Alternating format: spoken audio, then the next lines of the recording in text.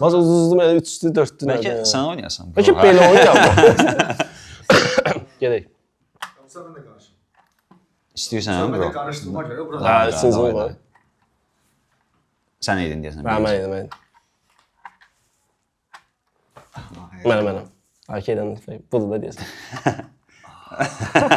Olsa da eyni dərəcədə yazalım. Necə olur? Budur da. Necə ola bilər, nəmiş olsun. Yenə Content Lab'dayıq. Oktay sağ olsun. Bəzi şeylər məni narahat edir gündəlik həyatda. Məsələn, söz birləşmələri peyda olub da yeni. Tutaq ki, laktoza intolerans. Tutaq ki, ageizm. Ondan sonra ADHD, məsələn, çox eşidirəm bu aralar. Attention Deficit Hyperactive Disorder. Hə, Oktay, düz dedim. Procrastination bir dənə. Bir də prokrastinasiya. Ən sevdiyim prokrastinasiyadır. Yəni məncə tənbəl insanlar özlərinə prokrastinasiyanın haqq qazandırırlar. Ya elə ADHD-dən prokrastinasiya əlaqəlidir, o çox əlaqəlidir. Bir-birinin tamam komponentlər. o soft terminlər bizim həyatımıza daxil olub son 10 ildir falan. Mənim məhəlləmdə elə şey yaşanmayıb. Mən bilmirəm, bəlkə də bizim generation keçdi ondan. Yəni bəlkə o söhbətlərin üstündən keçdilər, amma yeni kuruqlarda o sözlər çox istifadə olunur. Mənə biraz cringe eləyir ki, bu da Sən də şişirdilmişdi bu, yəni. şişirdilmişdi. Bəzən hiss edirsən ki, şişirdilib. Ola bilər kiminsə hansısa tibbi bir problemi var, amma bu hər tibbi problemə hansısa eufemizmlə bir dənə yağlıq yapışdırıb onu cəmiyyətə buraxmaq nə qədər sağlamdır, mən onunla bağlı şikayətlənirəm biraz. Narahatçılığım var, belə deyək. Əslində, məsəl üçün, bir dənə mənim tələbəm var idi, gənc olanda Z Generation-da, əsasda o nəsildən gəlir də bu temalar. Məsəl üçün, nəsə çox ertələdi dərsi, çox prokrastination elədi. Mən də buna dedim ki, o dərəcədə eləmədə nəticə vermək istəyirsənsə, ən azı evdə buna bax. Dedim ki, mən sənin yaşında, o cümləni deyəcək yaşdayım, 34, dedim ki, mən sənin yaşında olanda bunu eləyirdim də. O da dedi ki, mənim ageizm eləyirsiniz. Ageizm biraz çelestür oldu da, başa işte.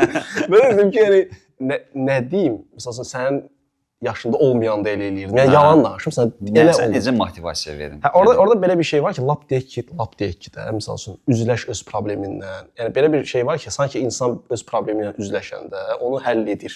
Amma bəzən sadəcə ignor etmək də olar, mən düşünürəm. Onsuz da hər şey travmadırsa, o Turqut demişkən, həmişə Mehmandan misal verir, Turqutdan da misal verir ki, Turqut demişkən, travmalar pozitiv tərəfləri də var axı. Mən istisnalar, məsələn, müharibədə, nə bilim, əziyyət çəkən, nə bilim, deyək ki, doğrudan da atası durmadan bir uşağı döyübsə, yəni ki, istisnaları çıxıram da. Radikal. Amma deyək ki, misal üçün, biraz fokuslana bilmirəm. Fokuslan da, yəni. Ya da ki, deyək ki, nə bilim, yaşıma görə, məsələn, bir ara şey var idi, şəxsiyyət parçalanması da. Ki, o getdi, yoxdur şəxsiyyət parçalanması. 20-ci əsrdə qaldı. O 20-ci əsrdə qaldı, hiss elədin. Yəni, artıq heç kəs şəxsiyyət parçalanmasından danışmır. Bəlkə də dövrün gətirdiyi bir şey. Məsələn, bizim dövrdə olmayıb, bu dövrdə var. Məsələn, uşaqlar məhəlləyə çıxmırlar, otururlar və doğrudan da çoxlu shortsa baxırlar. Amma yəni narahat edicidir ona görə ki, yəni shortsa 90 dəqiqə baxır, amma 90 dəqiqəlik filmə baxmağa fokusu çatmır. Yəni Oktay, sən elə nümunələrlə yəqin rastlaşmısan. Mən özüm yaşamışam, həqiqətən 45 dəqiqə, 50 dəqiqə baxandan sonra mən bəyər film açmışdım, çatmayacaq ki, yəni heç baxım, sonra yataram. Üst-üstə gəlib, həm fokus, həm prokrastinasiya, hər şey var da o mövzuda. Amma fokus məsələsində, əgər sən diqqətini toplayamadığını bilirsənsə, o deməkdir ki, sən artıq birinci mərhələni keçmirsən. Zaten problem oradadır. Sən diqqətin dağıldığın fərqində olmursan. İş gördüyün anda bir baxsan ki, sən başqa işdəsən, birdən ayrılsan ki, başqa işdəsən. Birinci mərhələdə zaten bunun fərqinə varmaqdır. Digər şeylərdə olsun, fərqinə var. Həzrət Əleyhisselam demişkən, bir var bilib bilənlər, bir var bilib bilməyənlər, bir var bilməyib bilməyənlər. Bilib bilmədiyini bilirsənsə, yəni diqqətin dağıldığın fərqinə olsansa, bu birdir. Məndə anxiety var idi, bu təşviş pozuntusu var. Niyə çoxdur bu arada? Çünki həqiqətən dövrün problemidir. Çünki hər yerimiz gadgetdir artıq, hər yerimizin alətlərdir və çox diqqət dağılır. Məsələn, bir məclisdə bir nəfərlə söhbət edirsən, 10 nəfərlə söhbət edirsən, təbii ki, söhbət bölünəcək. Həqiqətən bir-birinə əlaqəlidir. Məndə təşviş pozuntusunun müalicəsinə başlayandan sonra həm terapiya ilə, həm dərmanla müalicə olub. Kalamın dövrü keçəndən sonra terapist soruşur ki, necə vəziyyət o tərəfdə. Bəzən yəni fərqindəyəm, bəzən də istifadə edirəm. O, afərin, yəni özün istifadə edirsən, necə istifadə edirsən, mən yaradıcılıq şeyimə çox kömək edir anxiety. Elə bilin deyirsən ki, suyu istifadə edirəm ki, anxiety davam eləyim də baxma. Çox yaxşı təsir edir şeydə. Baxın məsələn yaradıcılıq şeyinə tez qərar verməliyəm, tez bir şey ideya çıxartmalıyam və s. Anxiety bilirəm narahat edir, amma eyni zamanda şeydə yaradıcılıqda narahatçılıqdan, ağrılardan necə doğursa, burada da o narahatçılıqdan Aslında travmanı yəni pozitivə çevirirsən də kimi. Pozitiv mənada istifadə edirəm. Onda gördüm ki, belə tam zad belə də. Yəni praktiki misala görə təşəkkürlər Oqtay. Amma nümunələr var, bizim adlarını çəkdiyimiz şeylər narahat eləmə leveli nə qədərdir? Oturanda masaya, sən qəndi belə istifadə edirsən, şəkəri tam şəkildə istifadə edə bilirsən, o şəkər əslində ziyanlıdır və s. və axır. Bu həddədir mənim narahatsam. Çünki oturursan ki, məsələn, söhbət eləmək istəyirsən rahat şəkildə də, riski sənin bilmədiyin termin ortalığa daxil olur və sonra ondan soruşsan ki, o nədir, o açıqlama çalışır və s. və axır. Bu podkastda da ona uyğun şeylərdən danışacağıq. Yes. Orada nədir? Məsəl üçün istifadə indi travma ilə öyünmək var. Yox, mən səndən daha dərin travma almışam. O insan xüsusi göstərir. Məncə yəni. O xüsusilik müasir dövrdə hamı eyni cürdür deyə. O da deyir ki, belədir. Və bir də ki, bəhanədir ki, məsəl üçün mənim vaxtım yoxdur. Mən məsəl üçün yenə deyirəm ki, kiməsə tələbəyə zad deyirsən ki, bir screening ekrana görə neçə saat vaxt keçirmirsən. Baxır ki, 16 saat yarım var idi, məsəl üçün 14 saat yarım zad var idi. Demək ki, sənin boş zamanın var, amma bir şeyə, iradə bir şeyə fokuslanmaqda Mehman demişəm. Yenə o bir şeyə fokuslanmaq səndə yoxdur. Demək ki, hamının vaxtı var. Yəni ən azı seriala baxırsınız, shortsa baxırsınız, amma bu kimi kiçik etiketlərlə özünə bəraət qazandırırsan kimi gəlir. Və bu terminlər belə dövr eləyəndə adam biraz başı həllənir. Biz belə bir şey eləmək istəyirik ki, bu podkastda yeni termin olaraq görülən love bombing, gaslighting və ghosting. Onların hardan gəlməsi və ya onları hansısa bir fikirlə analogiyasını aparmaq olar yoxsa yox, buna cəhd edəcəyik.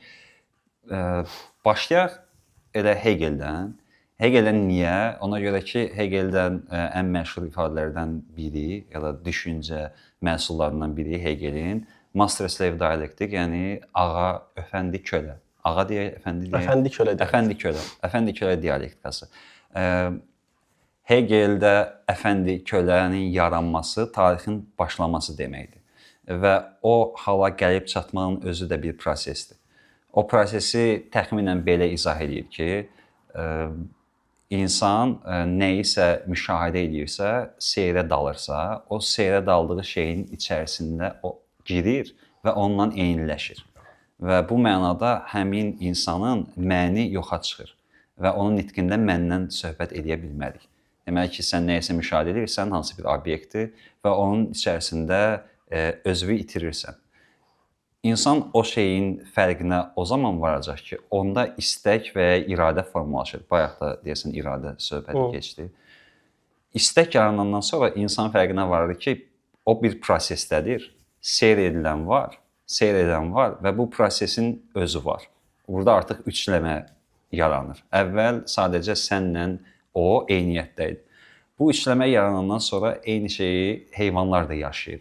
Problem ortalığa çıxır ki, onda insan heyvanla niyə eyniyyətdə deyil ki, elə eyni mərtəbədə dayansın da. Hegel deyir ki, heyvan bioloji istəklərini elə bioloji aktla nəticələndirən bir şeydir. Amma insan bioloji istəyini cover eləsə də, belə deyək, onunla yetinə bilmir və ona daha artığına ehtiyacı var və o ehtiyac onun ölümün gözünə baxmağı ilə bağlıdır. Çünki heyvanlar arasında elə bir şey yoxdur. Əgər insan negativləyən bir akt olaraq təbiətdə özünü göstərərsə, o təbiəti ram eləyəndən sonra təbiət onda elə bir nöqtə var ki, bəlkə də bu qara nöqtədir. Onda elə bir şey var ki, o təbiəti ram eləyəndən sonra yenə də bununla kifayətlənmir və varlıq olmayan bir şeyə can atır və o varlıq olmayan bir şey tapmalıdır ki, onunla uzlaşıb bu məsələni razvorkanı həll eləsin və o digər insandır. O digər insanla üzləşir və digər insanla üzləşəndən sonra onların arasında mübarizə başlayır. Bu ixtilaf necə nəticələnə bilər? O zaman ki, iki insan rastlaşandan sonra həyat uğrunda mübarizə başlayır. Kimin ki gözündə ölümə baxacaq qədər cəsarət varsa, onun üçün həyat o qədər də önəmli deyilsə, o digərini üstələyə bilir və nəticədə o ağaya çevrilir və ölümdən qorxan, özünün heçliyinin dəhşətinə vara bilən kölə olur. Və bu iyerarxiya yaranandan sonra tarix başlayır. Bu tarix sonra necə nəticələnəcək, kölənin orada rolu nədir, ağa ilə bağlı nə demək olar? Bu artıq bir səhnəcikdir də. Bu səhnəciyi müxtəlif cür ssenariləşdirmək olar, istər romanda, istər filmdə və yaxud siyasi hansısa tarixi proseslərdə.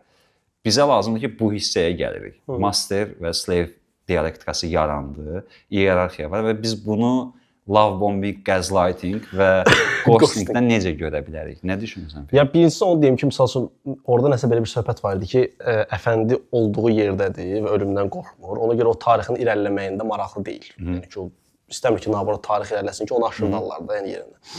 Amma kölələr yaradır progresi, çünki aşağılar inkişaf eləmək istəyir ki, yuxarıya çatsın. Yəni onda bir distansiya var ki, qət etsin onu kölədə. Amma əfəndidə o şey yoxdur da. Və əlində texnikası var kölənin.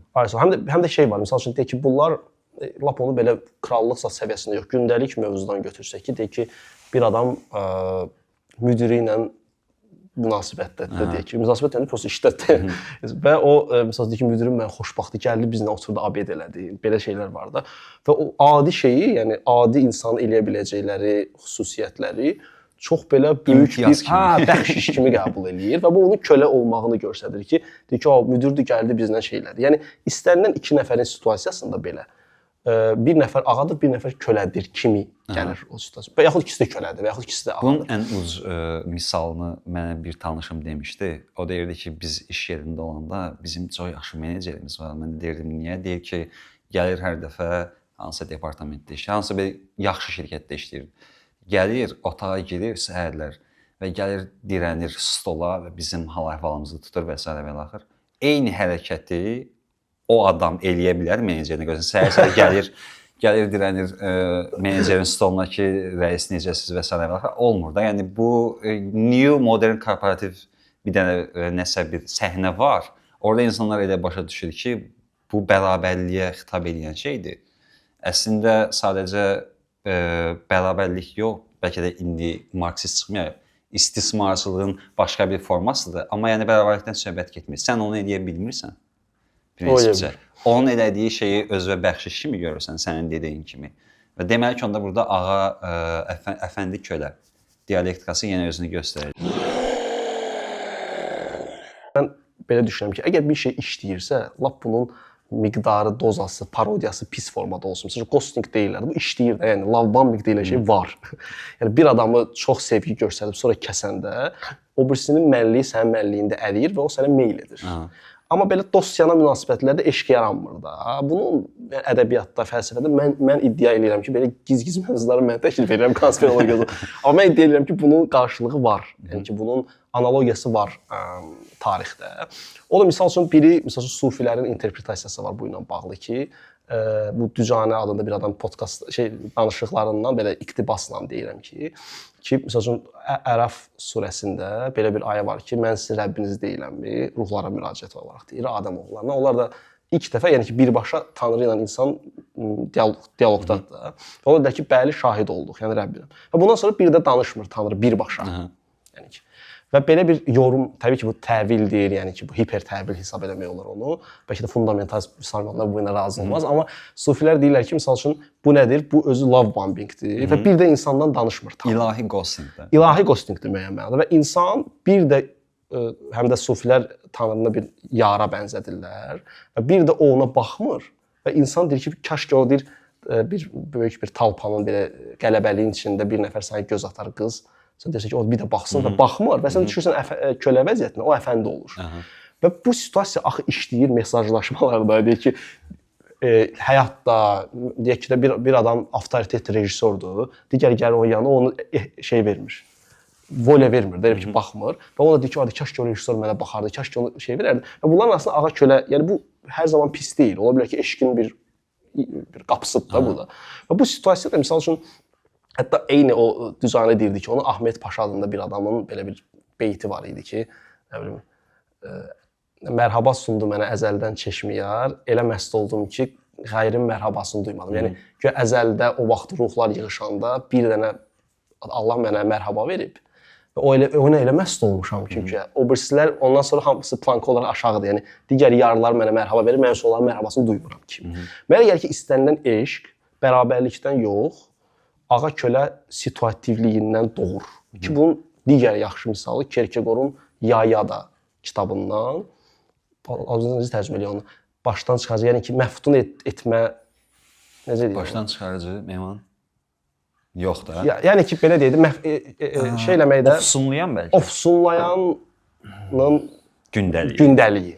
Yəni ki, Don Juan, misal üçün, orada görsək ki, Don Juan necə bütün qadınları məftun edir özünə və bunların ən mənə ləzzət edən söhbəti o idi ki, o bir rahibəni ofsunlayır və rahibə Tanrı ilə boşanır da. Yəni deyir ki, yəni Tanrıya belə çox böyük eşq olmağına baxmayaraq oradan çıxır, yəni love bombing eləyir. Yes. Və sonra bir münasibət olandan sonra Don Juan onu riski kəsir, münasibəti kəsir, qəfil və qadın orada Tanrı ilə dünya arasında ortada qalır. Hətta orada Kierkegaard yaxşı bir misal verir ki, aşiq olmaq, adətən deyirlər ki, aşiq olanda insan dünyadan kəsilir, yaxud Tanrı. O deyir, əslində ortada bir şeydir. Yəni o nə dünyalıq oldu, Don Juan'ın yanına gəldi.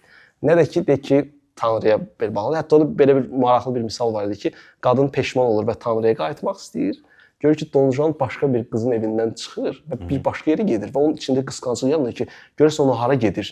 Təzədən o ghostingə düşür də elədir ki. Yəni əslində son maraqlıdır ki, bunun kökləri var və o Evola, o birisi podkastda dediyimiz kimi Evola buna deyir ki, demək şey var da burada. Don Juan'ın ilk mətnində mənə deyir, o redaktə olmuş versiyası məndə var idi. Necəsə olur. Və deyir, orada mən gördüm ki, əslində Don Juan axı eşqini parça-parça bölüb hamıya paylayır. Əslində heç kimə də bağlanmır ürəkdən. Bağlanmadığı üçün onlar ona aşiq olurlar. Amma deyir, son ilk şeyində o idi ki, o axırda bir iradə toplayır, gedir bir monastıra və orada toplayaraq eşqini Tanrıya bəxş edir. Amma deyir, sonraki redaktorlar onu çıxartdılar ki, o çox shit söhbətdir. Elə belə zordur. Və yəni, belə bir əfsanə var ki, bu real adam olub, Don Juan minlərlə şey olub, demək, qadına aşiq edib. Yəni, bu işləkdir həm o dövrdə, həm bu dövrdə. Mən iddia edirəm ki, misal üçün, bu ghostingin və love bombing qarşılığı ağa kölə dialektikasında yatır. Bilməm, nə dərəcə inandırıcıdır. İnandırıcı olub-olmadığını bilmirəm necədir. Amma bizim dediyimiz o love bombing, gaslighting, heç o cümləni işlətmədik. Hansısa manipulyasiya, qarşı tərəfin manipulyasiya eləmək. Məsələn, onu inandırırsan ki, əslində sən onun beynində onun düşündüyü kimi deyirsən, halbuki eləsən, həyatda pis adamsan, o da səninlə bağlı nəyisə bilib, sənə deyir, amma deyirsən, yox, sənin düşüncən elə olmamalıydı, səhv anlamısan məsələ və gaslighting, love bombing və ghosting. Bunların hamısında analogiyaya uyğunlaşdırsaq, Hegeldəki kimi, kimsə əziyyət çəkir yəqin ki. Biz indi götürük analogiyada slave, qul olan tərəf əziyyət çəkir. Bu üçündə də sevgi münasibətində də bunlara məruz qalan bir dənə düçar olmuş şəxs var ki, yəqin ki o da onlardan əziyyət çəkir. Çünki türklər demiş mağdur durumda olan biri var da nəticədə prosesin axırında. Qurban oldu. Yəni, bu mənada analogiya aparmaq ola bilər, amma tam belə fəlsəfi olaraq bunların kökü orada yatırmı? Bilmirəm, sevgidə həmişə yəqin ki playfulness-da bir oyunbazlıq var və yəqin ki, sevgini də elə sevgi edən şey odur da. Yoxsa birbaşa eşq, yəqin ki, iki insan arasında birbaşa eşq olsa, yəqin ki, ikisi də ölər. Yəni, eşq kimi, prosto partlayış kimi görürəm. Yes, keç kimi ağıl qoymaq niyyətimiz yoxdur. Bu NLP psixologiya podkastına çevrilməsi ki, eşq üzərində danışır. Amma yəni, mənim prosto real bir şey, parodiya forması, bayağı formada var. Məsələn, Azərbaycan xalqı toyları sevir. Bayağı forma. Axı bunun bir qarşılığı keçmişdə getdikcə o genon var idi, getdikcə adətdə var. Hardasa bir qatlaşmış formada, hardasa bir kök olmalı. Axı bu real həmişə bu tələyə düşür axı qadınlar və ya həmişə kişilər tələyə düşür axı bir gözəl qadını görəndə. Yəni həmişə bu işləkdirsə, bunun yəni həqiqi köklərini tapmaq maraqlıdır və məsələn ad da belə deyir də, biz Tanrının quluyuq da, abd məsələn. Quluyuqsa demək bərabərlikdən burada söhbət gedə bilməz. O bütündür, biz parçayıq. O zaman burada da belə götürmək olarmı ki, şey bəlkə də bütün deyil Don Juan. Amma onun o egoizmi, narsisizm deyir gəlmişən moddadır indi. Narsizm özünü bütün kimi görsədir, qarşı tərəfdə parça rolunu oynayaraq ona cəzb olunur. Yəni ki, maqnit dəmir misalı kimi də. Ona görə çox uyğun gəlir ki, ağa kölə, burada da tanrı qul və erotizm də buradan belə çıxa bilər də. Yəni. Eşqdə iyerarxiya olmaz. Daha doğrusu eşqdə iyerarxiya var. Var. 100% var. Bəlkə sevgidə, məsələn belə bölsək ki, sevgidə olmaz bəlkə də. Sevgidə olmaz çünki bir yerdə yaşayırsan, deyək ki, orada eşqdə bir məsafə olmalıdır. Orada məsafə yoxsa da bir yerdə sən adiləşir, rutinləşir. Orada bəlkə də ağa kölə yoxa çıxır. Bəlkə də ailə institutunda adın var istəyir. Yəni ailənin bəlkə də şeyi budur ki, o bu cür travmatik şeylərin qarşısını alır və daha travmatik şeylər gətirib çıxar. Yəni bu daha xoş bir şey. Yəni bu kompromisdir. Məsələn, Yedər Zaman deyildi ki, kompromisdir. Matriarxalla, patriarxalizm, yəni məsəl üçün Adəm və Həvva bir düşmən olaraq yerə enir. Yəni mütləq maskulinizm və mütləq feminin Adəmdir, biri Həvvadır da. Və bunlar yerə enərkən heç kim də bizdə mütləq maskulinlik yoxdur. Əgər belə şey olsaydı ki, birində mütləq maskulinlik olsun, birində mütləq feminlik, onlar heç iki cümlədə ortaqlaşa bilməzdilər. Demək ki, biz o ki, Weininger deyirdi də, 70-30-adır, məndə femininlikdir. Filan kəsdə maskulinizm və biz ortaqlaşırıq. Bu arada mən bir də yəni ki, mütləq şəkildə ona inanıram ki, ola bilər ki, yəni sosial konstruksiya deyil maskulinizm və feminizm. Bunun bir nəsə daha dərin kökü var. Bəlkə də kişi feminindir, bəlkə də qadın maskulindir. Deyək ki, Leninin arvadı kimdir? Krupskaya. Maskulindir də, yəni ki, mən o yanında qab yuyaram yəni. Amma o ikisinin münasibəti zamanı, yəni bu maskulinlik xüsusiyyətləri dəyişmir, statikdir. Yəni məsəl üçün ölümdən yana olmaq, risk etmək falan beş məkan. Qadının da deyək ki, feminin tərəfdəki sığortalı olmaq, həyatdan yana olmaq. Bu şeylər 70-in 30-u olanda müəyyən ortaqlaşma var. Amma iki tərəfdə biri mütləq maskulin, biri mütləq femindirsə, burada heç bir ortaqlaşmadan söhbət gedə bilməz, mənə elə gəlir. Yəni. Son olaraq Oktaydan love bombing, ghosting və gaslighting.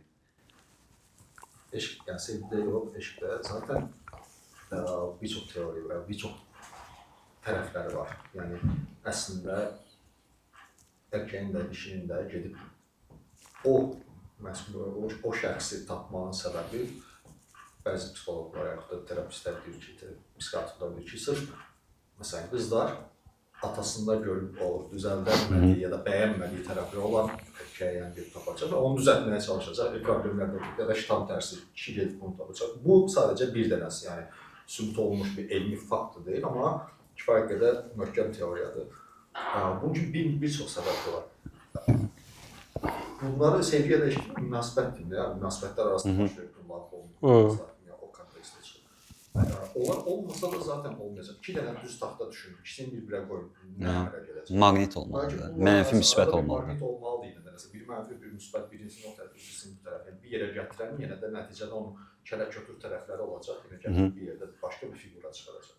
Yəni o olması demək olsun mənasında, belə olsun mənasında. Onlar da zaten bir araya gətirən yəni. Biri lambom gələcək ki, o birisi... Mən o deyirəm də, yəni toksik münasibətlər deyilən şey var. Yəni məncə münasibətlər bir yerdə, yəni ki, istəmərəm bu sevgi podkastına çevirsin, amma deməyim odur ki, yəni friend zonaya düşmək var. O deməkdir ki, orada axakələ yoxdur da, friend zona o deməkdir. Yəni orada heç bir ehtiras yoxdur. Amma ehtiras o zaman yaranır ki, orada müəyyən zamanda heç olmasa bir 10 gündə olsa, ağakölə şeyi yaransın. Yəni də bütün bu mazoxizmin, nə bilim, sado şeyin yaranma, yəni onlar bilmirəm mən düzü, amma ki, sado və mazoxizmin yaranma şeylərinin o psixoloji buna yayınma deyirlər və yaxud nə bilim, anormality deyirlər, amma bu var da, yəni real olaraq var və elə insanlar var. Və deyək ki, nə bilim, pornoqrafiyada, erotizmdə bu şeylər də var. Cəmaət da ona baxır gizli şəkildə də. Yəni ki, bu demək ki, bu işlək bir formadır və mənə elə gəlir ki, friend zone da odur ki, bərabərləşdik, bro olduq da. Bundan sonra münasibət davam eləyə bilər, eləməyə bilər, amma o passion hissəsi, ehtiras hissəsi bitdi. Mənə elə gəlir yəni. Düzgün vurulursan bro. Necə ki bizim podkastda bitdi. Unutmayın ki, uçuruma baxarkən uçurum da sizə baxır.